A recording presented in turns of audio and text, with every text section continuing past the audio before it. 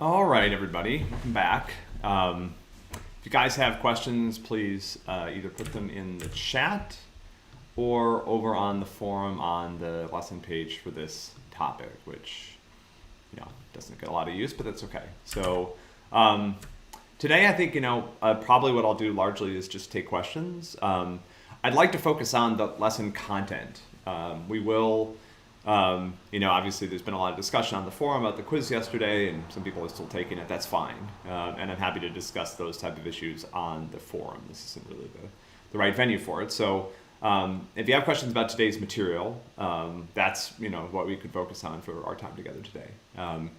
As usual, I don't really want to redo the lesson video content that is part of the daily lesson that's already up there. So but I'm happy to take questions. This is one of those times when the material that we're covering is a little bit I don't know what the right way to put it is, sort of like off the beaten track. This is more enrichment. For the next couple of days, we're going to do some kind of new things that I would sort of really describe more as somewhat peripheral to the core content of the class, and that's sort of like to give us time to continue to have you guys practice with the homework problems and prepare you for the next quiz next week, which is actually a midterm. Which we run the same as the quizzes and doesn't really have a big difference, but might have like one more programming problem than you saw yesterday or today if you're taking the quiz today. Anyway, but so we're essentially kind of for the next couple days doing some stuff that's super interesting, right? But it's not necessarily sort of new Java syntax. We'll introduce little pieces of that here and there, like we did on today's lesson with the do while loop, but anyway, so if you guys want to talk about sort of, compilers, if you want to talk about language design, if you want to do, I can certainly set this up so I can share my, I think I can share a screen. And sort of we can look, or at least a terminal window, we can sort of walk through some of what's going on, a little bit more detail when you compile Java code. We can try to read through some of the bytecode together if you are interested in that, to look at it and get a sense of what's going on. We can talk about how Java arrived at this particular design. Why did Java end up with this sort of somewhat unusual, or at least it was at the time. This is one of the things that was sort of innovative about Java when it came out, was this model, right? Which is, I have, there were other tools, and there still are many other tools that have a compilation stage, where if you write C code or C++ or a lot of languages, they have a compiler, and there is a stage where the compiler takes the code that's written in the language and compiles it into some other representation. What's different, or what was different or sort of special about Java as a widely disseminated language at the time, was the fact that the bytecode that is produced by the Java compiler is not actually run by a machine. So when you compile C code, what you end up with is the compiled output is actual instructions that can be executed by an actual CPU. So if I compiled some code on my machine, I would end up with a file containing instructions that the Intel processor in my machine knows how to execute. And when the code is executed, it's actually the processor on my machine that's executing those instructions directly. What's interesting about Java, and we kind of showed this in today's lesson, is when you compile Java code, you don't end up with something that you can run on a physical machine. There is no machine anywhere in the world. Well, I think people tried to build them a few times, but this is complicated by the fact that, by details about the compiled output that I don't want to get into, because they're something that you guys might see later on in an architecture course. But the idea is that the output of the Java compiler was never intended to be run on an actual piece of silicon by an actual physical processor. It was always designed to be run by this that Java program that we looked at in the lesson, right? That actually takes that bytecode and on some level interprets it, and then causes the machine to do the right thing. That, again, that architecture, right, where a lot of other languages have a compiler then that produces something that can be run by a processor. in Java, we have a compiler that produces something that can be run by a different piece of software. It's called the Java Virtual Machine, which then figures out how to execute it by using the actual physical processor. I mean, everything has to eventually use the actual physical processor. That's required. That's how the computer actually performs calculations, and that's something that you'll learn more about in later courses if you're interested in that sort of thing. But there's this an additional step or additional part of the Java ecosystem that again at the time was somewhat revolutionary, and this is sort of a new idea, and there were reasons for this, and again, so that's one of the things we can talk about. But I'm going to open the floor for questions if you guys have concerns. Again, about the lesson content. We can chat about the quiz and how to better handle that next time on the forum, and obviously we will handle it better next time. But I think we did an okay job yesterday. We had the vast majority of the class took the quiz, and people seem to do pretty well. So there's always some rough edges to smooth off, and we'll get there.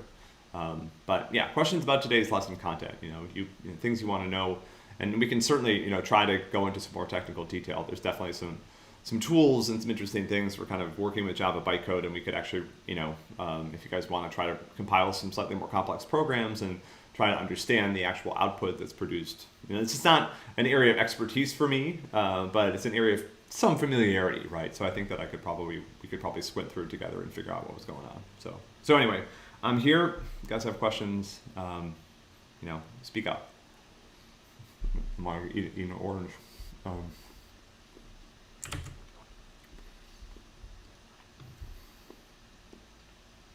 Okay, good. I'm trying to make sure the homework got updated. All right. This could be a short session today.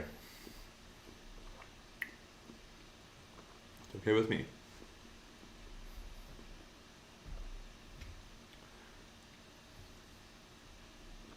Also, welcome to ask questions on any of the course content at this point. Past lessons, upcoming stuff, what's on your mind?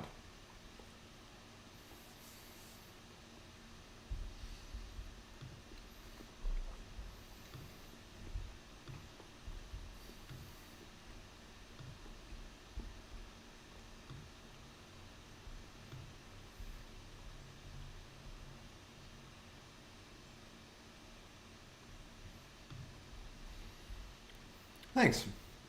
Yeah, I went to bed last night at some point and missed all the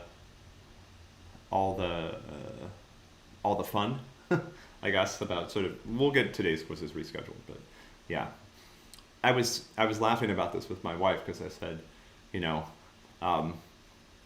to be honest, like the quiz system, is something we've been working on for a while. And so I was kind of happy to finally get it released. There's sort of a sense of, when you've been building something, there's sort of a sense of relief when you actually let it into the wild. I mean, even if it doesn't work perfectly, you sort of think, okay, well now I can just fix the problems with it. And on some level, that's a much easier thing to do than building something from scratch. And after we fixed a few obvious problems there, I think it worked okay. So there's sort of a sense of relief in that, but I was laughing with my wife because I said, on some level it's sort of not ideal to deploy something like that on your birthday, but on the other hand, there were I had two threads going on the forum. Like one thread was people complaining about the quiz system, the other thread was people wishing me happy birthday. So those two sort of balanced each other out, right? So maybe I'll have to try this again next fall when my birthday rolls around again. It's a good day to try something new, drop a big piece of new software on unsuspecting students. Question about the writing style and compilation different to what we are learning about Java. I don't know if I fully understand that question, but it sounds really interesting to me. So if you clarify exactly kind of what you're getting at, I'll try to answer it. So the compiler. So one of the things that I want to make very clear here is that the compiler and this Java virtual machine program that executes Java code are just computer programs. They're written by human beings in computer code. So compilation is this step of taking the source code. So you write Java. When you write Java, you construct your program using this Java programming language, and you use the constructs and the idioms that it provides you. You guys will all go on and learn other programming languages. I mean, it's impossible to thrive and survive in this field without knowing at least 2 or 3, I would argue. Some people may know more. I would say in a given week, there's 2.5 that I use heavily. I mean, obviously I need to write some Java code for this class, although a lot of the infrastructure that we build for this class is actually written in a language called Kotlin, which is a somewhat modernized version of Java. And then I do a lot of website development, so I use a language called TypeScript for that. So right now, those are sort of my core languages, but there are others that I have some familiarity with. Like I can probably do some work in Python and vanilla JavaScript, and I've written some Go code in the past, and so there are other, and you at some point you're never just going to be able to get things down to one. So all my point is that when you write Java, you're writing in a particular language, right? A particular computer language. So when you take that code, the first thing that Java does with it is this step called compilation. And compilation in some level is a form of translation. It's not, compilation is a computer science word. It refers to a compiler and the process of doing that. But you can really think of it as translating things from one language to another language. So languages that compile to languages like C or C++ that compile down to what's called machine code. The machine code is a language that the processor understands. So the processor in your computer does not understand Java. You can't give it Java code to run directly. Instead, it doesn't understand C or C++ either. It understands this very low-level language that's sometimes known as machine or assembly code. And machine code or assembly code is extremely simple, right? If you think Java, one of the things that I try to make very clear is that, programming on some level is about building up these really cool pieces of code, but with very basic building blocks, the things that you guys have been learning over the past couple of weeks. On some level, like storing data, making simple decisions, and looping are pretty much, on some level, the only things that the processor knows how to do in math. There's a fair number of mathematical operations. So it's like it can add 2 things together and store the result somewhere. And then it can look at one of its stored results and decide it's going to jump to one part of the code or not jump to one part of the code. That's the equivalent of a conditional statement. You think about looping, how do I implement a loop? Well, I just jump, right? So I run some instructions, and then I jump back and I continue running those instructions, and that's how the processor implements a loop. So the compiler for a language like C or C++ takes the C++ source code or the C source code, that's what you write, and it compiles it into this lower level language. The reason this is done, so the very early days of computing and computers, people essentially wrote their programs in that low level language. You'll hear people, and one of the things that's so cool about computer science is the field has changed so fast that there are people who I wouldn't consider old that you can talk to about working with computers that are so different than what we're used to now. So, maybe and I think some of these stories might be in Coders, although it's not really a book about computer history, but, in the past, one of my professors at Harvard, remembers days where the way that you ran your program was like a series of cards that had holes punched in them. These were known as punch cards, and you had a series of them. So you had this deck of actual index cards, right, with holes punched in a particular pattern, and you programmed it by putting holes in certain places on those cards. When you wanted to run your program, you took your cards down to the basement, and you walked up to a desk, and there was a person there who was in charge of accepting jobs for this computer, and the computer was hidden away in some back room or something. And that was the computer, right? There were no computers. There was a computer. So there was somewhere on campus that had a computer. And so you would take your cards, you take them down there, they would run them through the computer, and then several hours later you might get a phone call, right, being your job's done, and you would come back to the computer center and you would pick up some output that would also be on a card, and the output might be your program failed right away, and then you would try to fix it, right? So, the world was very different, but the idea was that you were writing this very low level code yourself.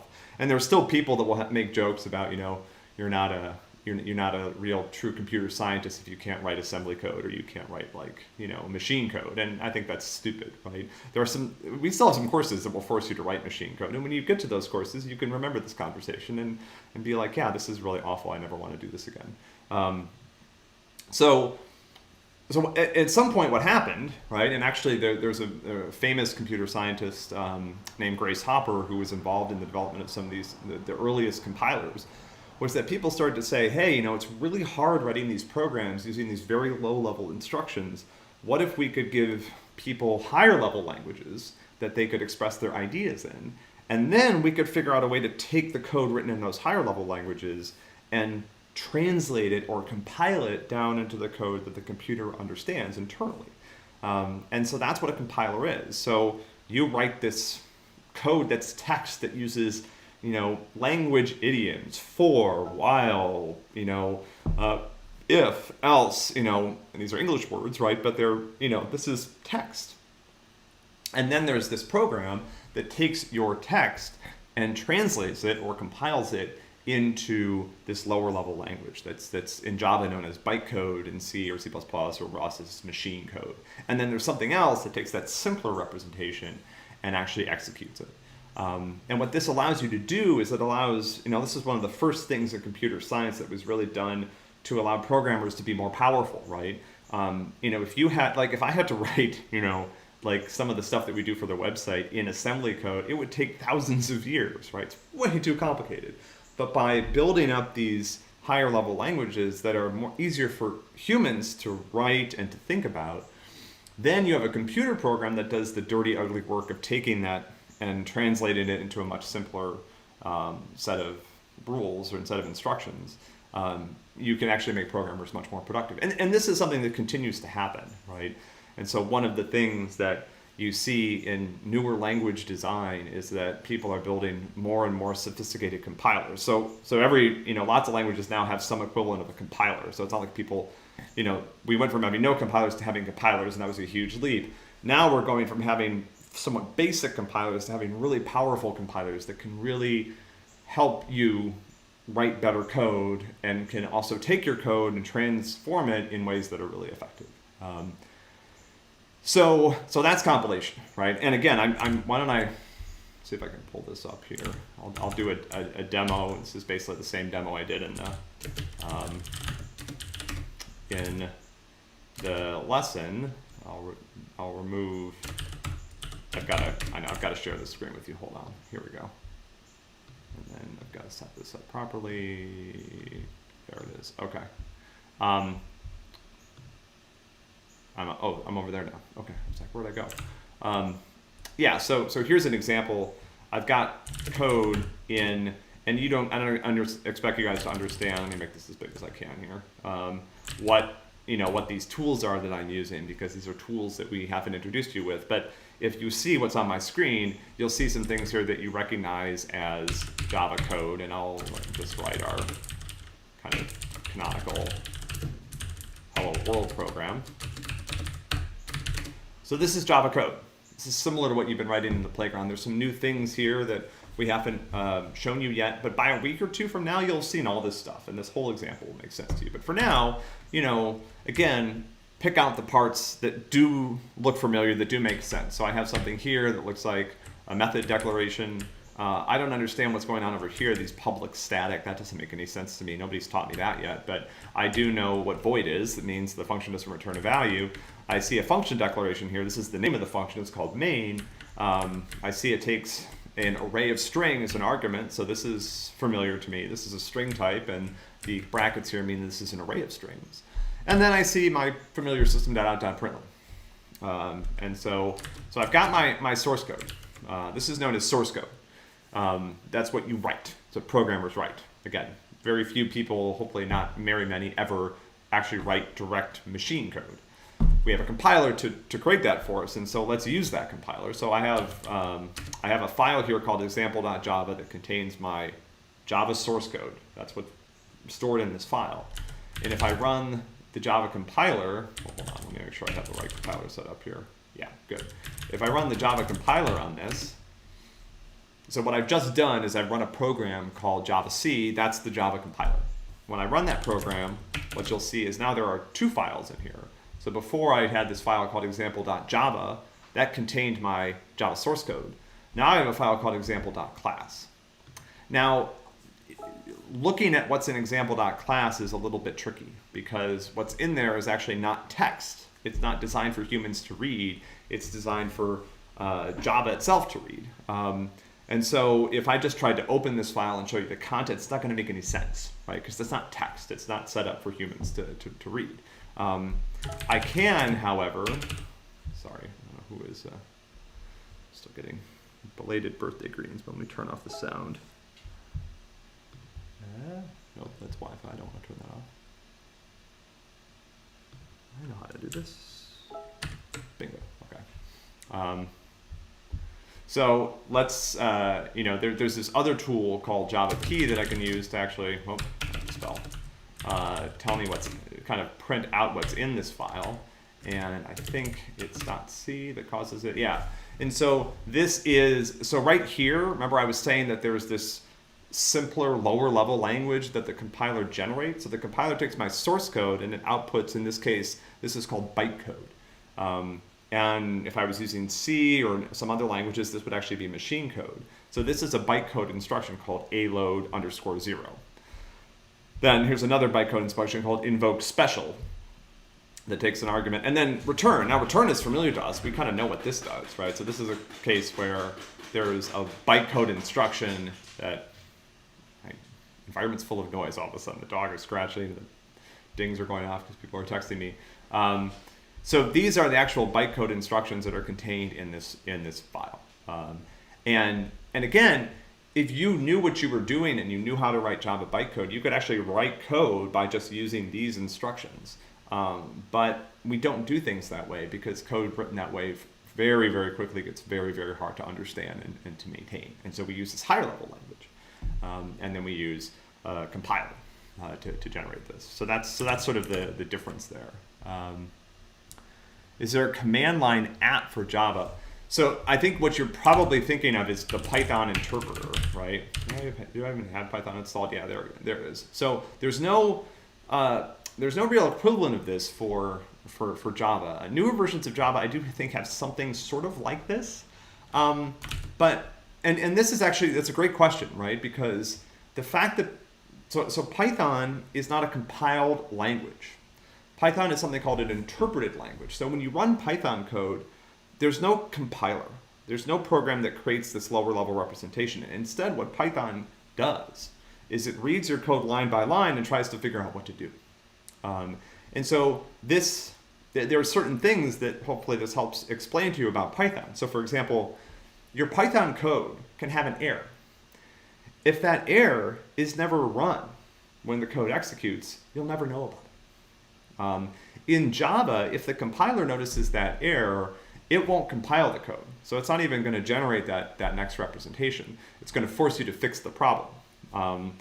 And that can be true even if that part of your code, let's say there's certain times where like you have part of your code that's under an if statement, and maybe that if statement is just never triggered, right? The condition that is required to enter it is never true.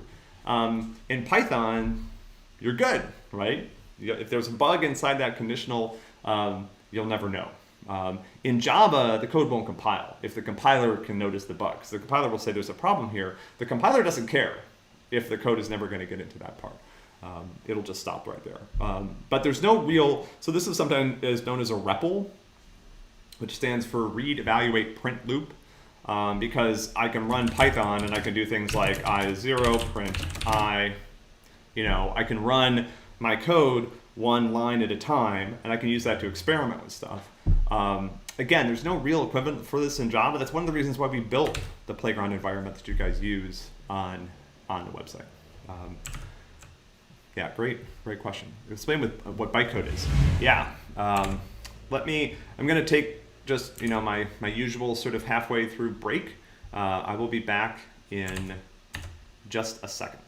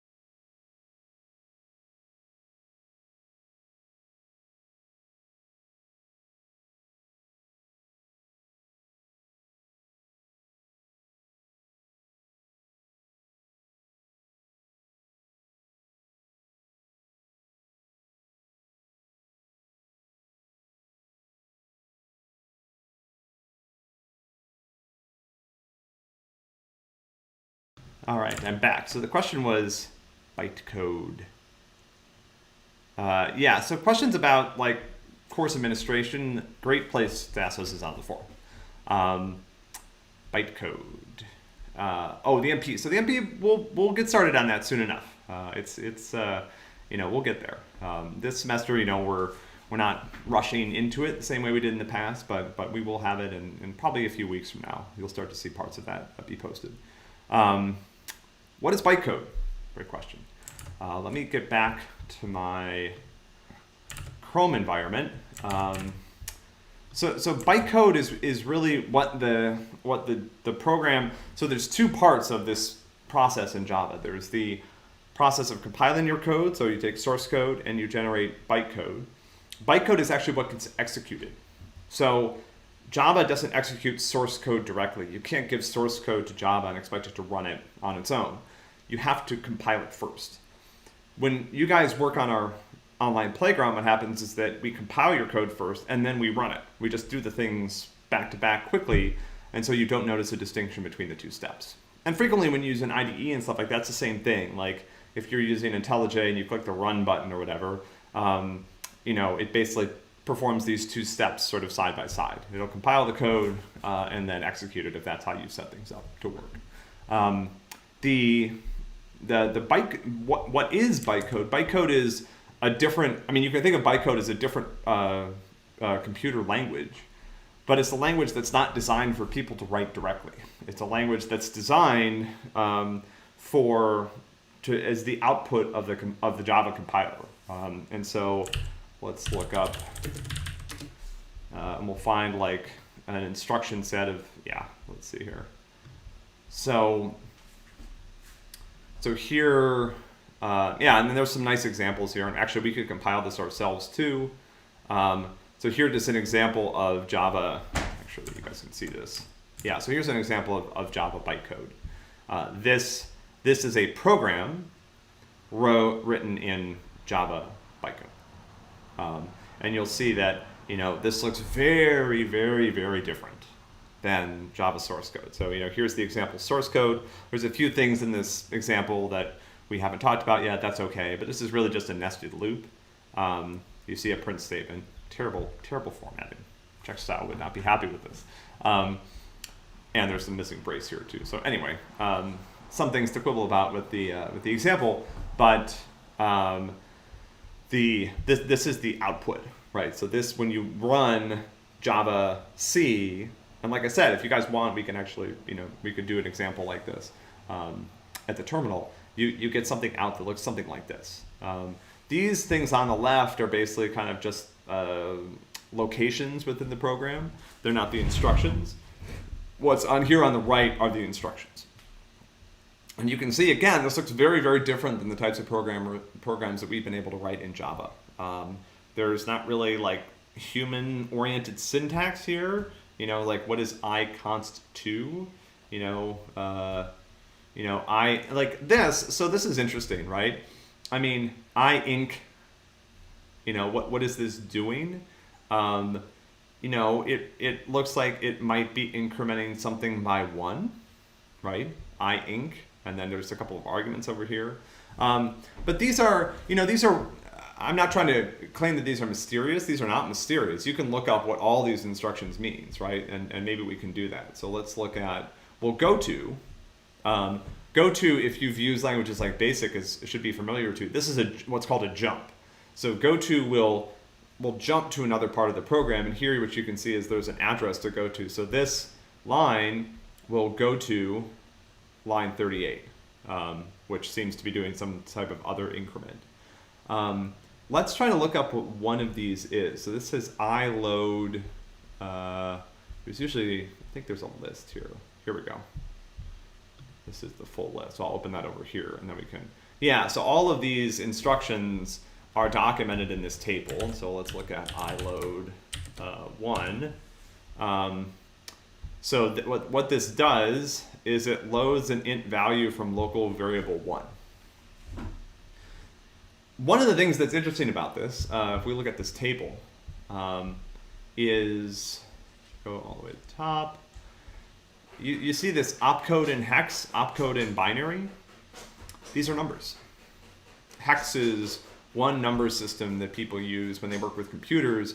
The typical decimal number system has 10 symbols, right? We have 10 fingers. Because of how computers store data internally, it's more natural in computers to work in powers of 2, and so there's a numbering system called hexadecimal that uses 16 symbols. So I use 0 through 9, that's 10, and then I use A, B, C, D, E, and F. Those give me 6 additional symbols, so I can now represent 16 things in each place. So you'll see like 2B, like this looks like a normal number, right? But it's not the number 32, it's 3 times 16 plus 2, so that's 50 in decimal. Here we see 2, and then we see the character C. C, I think, is 13? I'm not all that great with my hex, who cares? No, it has to be even, so it looks like it's 12. D, E, F. F is 15, yeah, so C would be 12.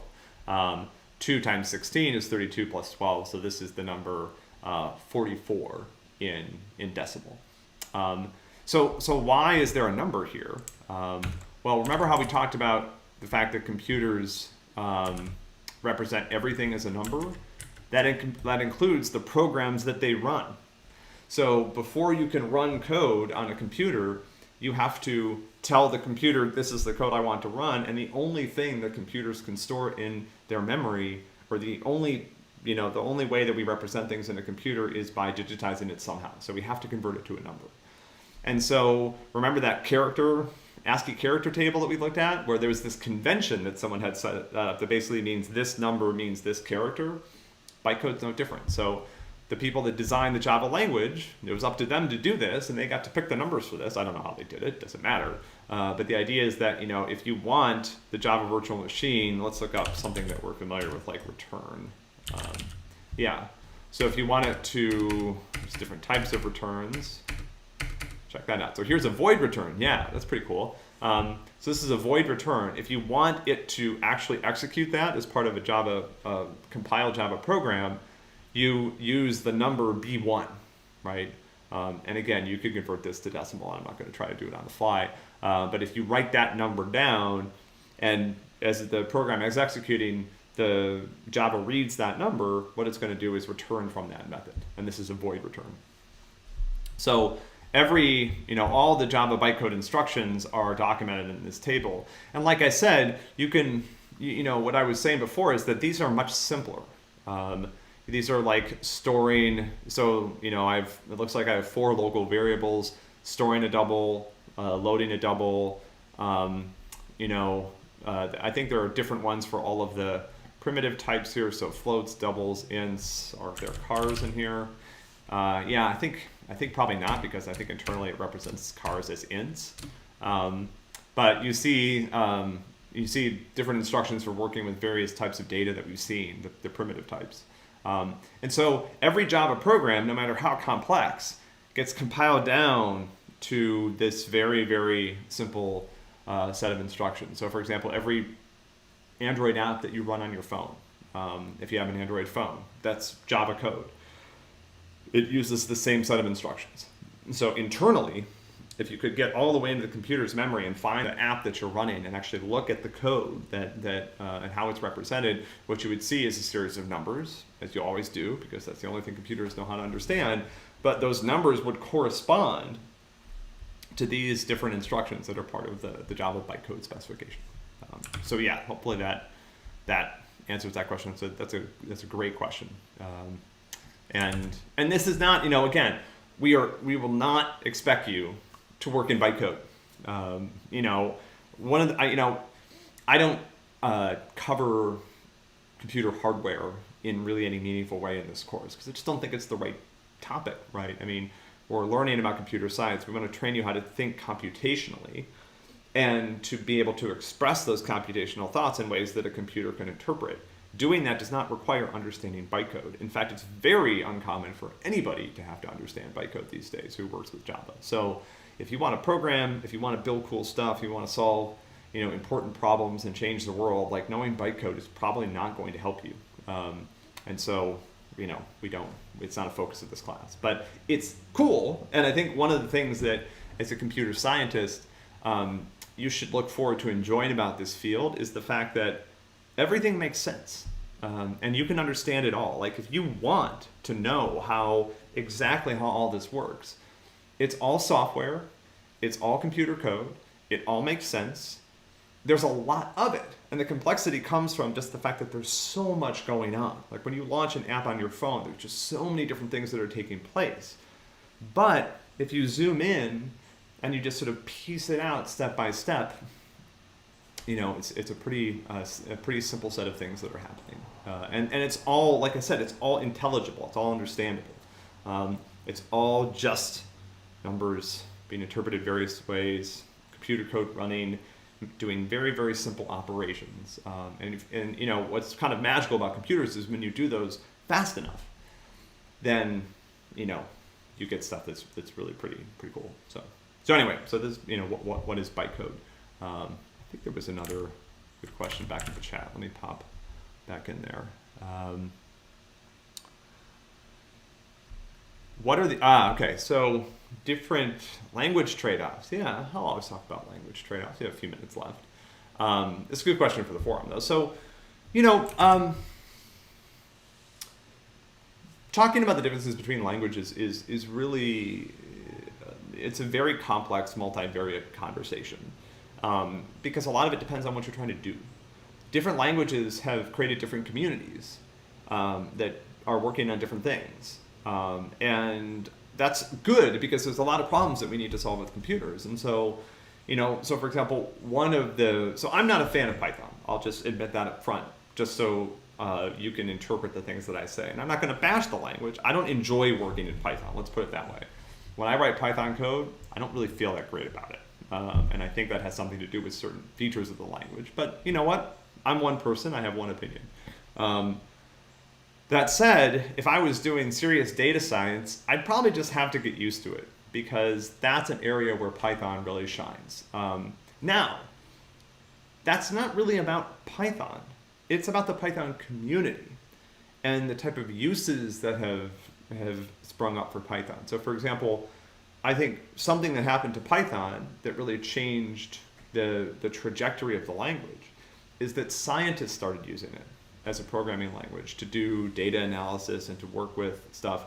And I think there's some reasons why they did this. But as a result, if you look at Python support for, matrix operations, and that's through libraries, it's not actually part of the language, but the community that surrounds Python and the Python ecosystem have pretty good support for a lot of sort of data science type stuff. So, I was going through a course this summer on machine learning, and it's done in Python because Python really, as a language, has the best support for some of this stuff right now. Is that always going to be true? Probably not. At some point in the future, I think other languages will support these types of things. And so you always want to think about kind of what is the problem you're trying to solve. If you're trying to do some, basic machine learning on a data set, you don't really want to think too hard about it. You just kind of want to apply the techniques that people already know work. Python is the exactly right fit. If you try to do that in Java, you could, but it's just going to take a lot longer because you're not going to get as much help. There's not the right community out there to support your work and to, a lot of it has to do with the kind of documentation you can find online, what type of libraries are available to you that will provide helper code that you can use. The Python ecosystem is just much stronger for that.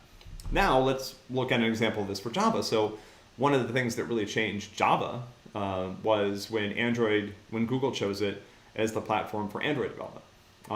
And in my opinion, I think that kind of breathed new life into Java. That probably extended the excitement about the language for at least a few more decades. Because, Google could have made a lot of choices. Now they're starting to move away from Java, and that's a conversation that we can have on the forum or another time, right? Kind of why that's happening and what effect that'll have on Java. But the fact is that when Google said, if you want to build Android apps, you're going to build them in Java, that, now if you want to build an Android app, Java is one of the options. And really, I would say still the best supported option. Can you build Android apps in Python? Yeah. There are some frameworks that allow you to do this, but they kind of suck. They're not as good, right? So it's a similar argument. It's like it's never impossible to do something in a particular programming language. Every programming language can solve every problem solved in any other programming language. The question is how well and how much work is it going to take you to do it? So it's like if you want to solve a problem in pick some obscure programming language that Python solves really well because it already has support for it, you could build all the support. You could re-implement all those libraries in your new language, and then when you were done, you'd be able to solve the problem. And like 10 years of your life would have gone by. So it's like, what are you trying to accomplish? Are you trying to help the language move forward, or do you actually want to solve the problem? So if you're building an Android app, same thing. You're probably going to build it in Java.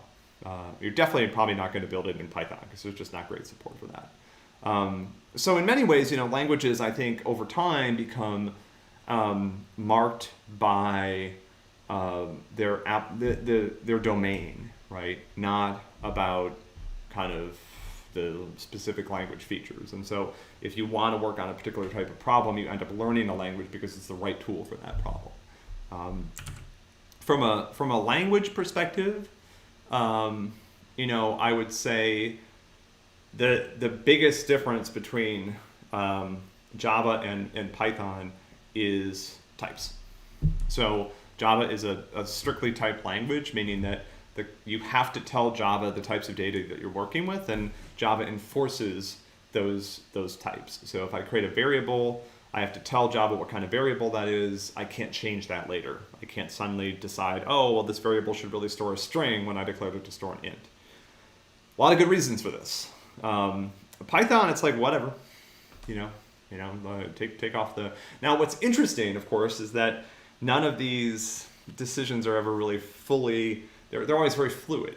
So Python, newer versions of Python, and some of you that work in Python may know this, and others may not. Newer versions of Python have support for what are called type hints. So I can now tell Python when I declare a variable that I'm going to use that variable to store a particular type of data. And there's another, now Python won't do this for me directly, but there's another tool that I can run that will check my code and look for places where I've made mistakes. So if I've said I'm storing this type of data in this variable, and I later try to assign a different type of data into that variable, I'll get an error message. Now this is, again, not part of Python itself. Python doesn't require that I do this, but there's new tools that people are building on top of Python to enforce these type of constraints, because it turns out that they're pretty useful. The other thing that's going on in modern language design is you're seeing people building languages that borrow some of the best features of other existing programming languages. So when Java and Python, I would argue 10 years ago, it was like, and this is just, again, from a language perspective, right? Not from an application perspective. 10 years ago, it was like Java has types but terrible syntax, and Python has pretty syntax but no types. And it's like there's a trade-off there that we can't get away from. Now, I would argue that there are modern languages, and one of my favorites is Kotlin, which is a language that I love and try to work in as much as I can, that really has started to give you the best of both worlds. So if you look at Kotlin code, you don't see a lot of explicit types, but Kotlin still has strict types. And we're actually going to talk about this in tomorrow's lesson, how this is accomplished, because Java has started to add its own version of this. And the way that this works is that there are many places where the compiler can infer the type of a variable from its usage. So, for example, the simplest example of this in Java, right, is, and again, we'll go over this tomorrow in great detail, but you might wonder in Java, so for example, just look at this line, int I is equal to 0. Well, on some level, you might think, okay, that's fine. I created a variable called int. This is what we've been learning, right? But what's interesting here is that I've told Java the type of the variable twice, right?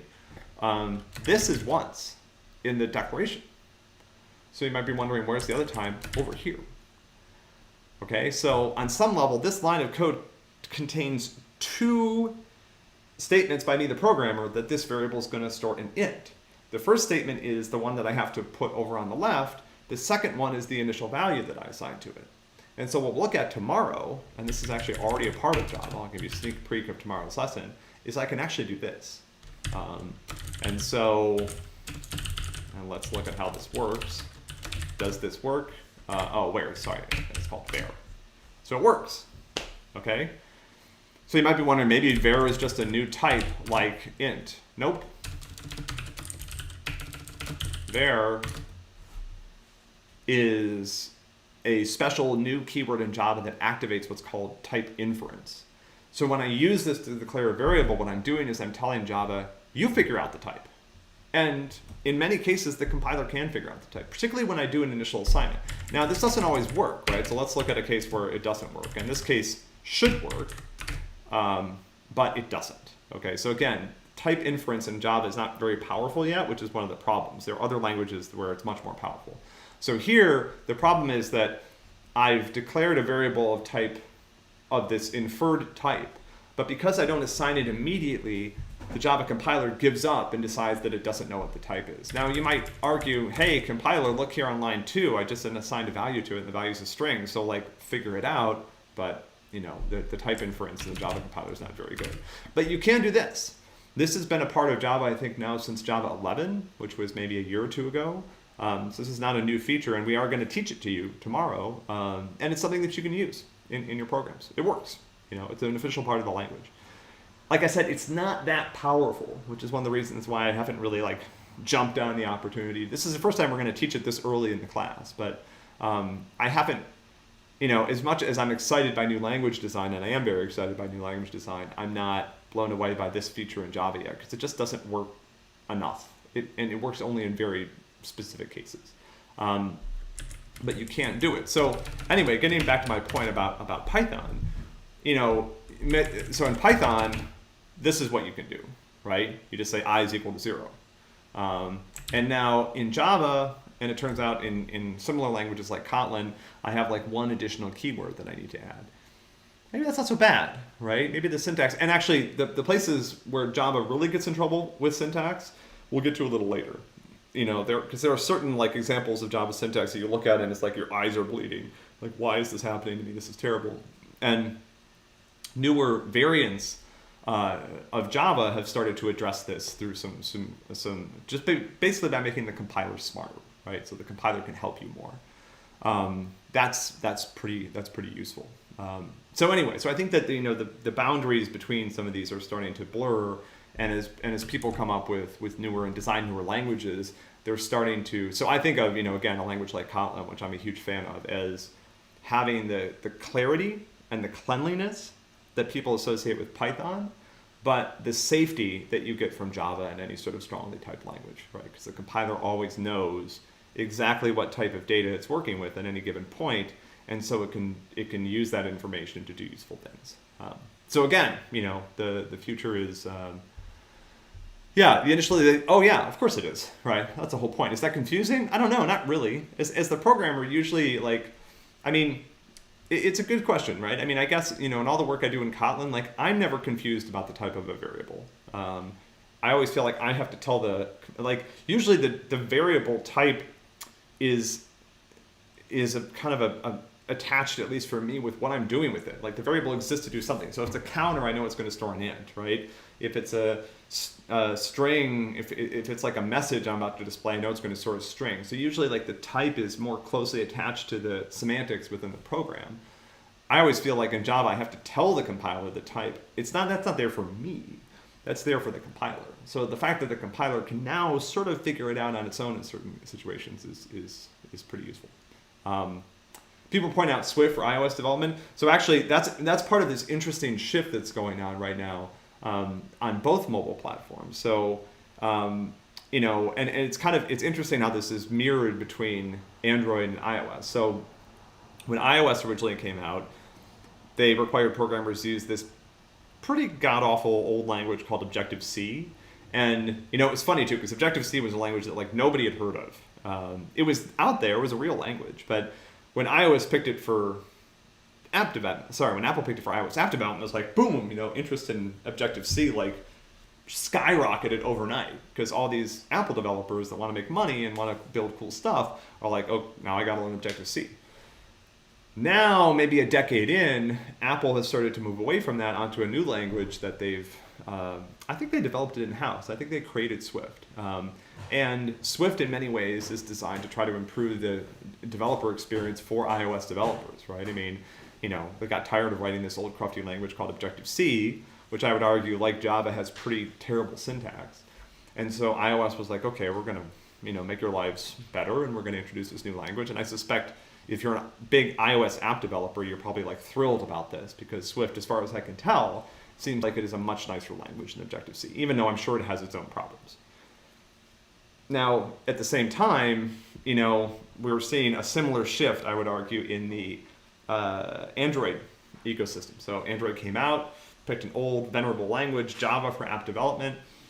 Similar kind of problems. Java's an old language. The syntax is a little awful. And now, if you look at where Android's going, they're embracing Kotlin, which is the language I like, as a future language for app development for a lot of the same reasons that iOS is moving to Swift. I think the thing that I find really interesting about this whole transition will be what happens to Java. So Objective-C is on life support now, right? I mean, because the only thing that was pumping it up, as far as I could tell, was iOS. Now, once a language gets used for a while, it really never goes away. I mean, we're still maintaining Fortran code, and people get paid good money for that, by the way.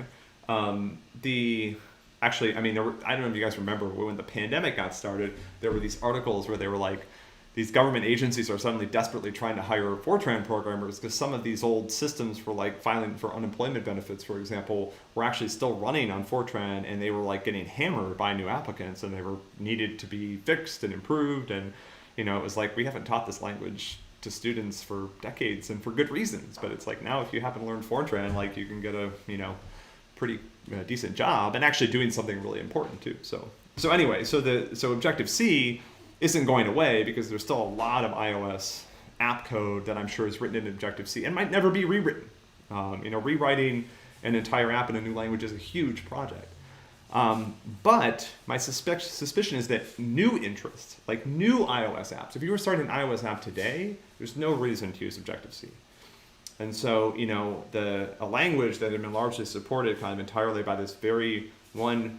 And I'm not going to say that iOS app development is niche, because it's not. It's a huge thing that people do. I mean, there's millions of people that use these apps, and there's a lot of money in the ecosystem. And so this is a big part of computer science app development, is the iOS ecosystem. All that energy that was flowing into Objective-C is now being, that spigot's been closed. And so I think that language is going to come down to earth really quickly. What will happen to Java as Android transitions to Kotlin? I don't know. Java, I think the thing Java has going for it is that it's used for a lot more things. Like, again, Objective-C was not a super mainstream language until iOS chose it for Apple chose it for iOS apps. Java was a pretty mainstream language when Google chose it.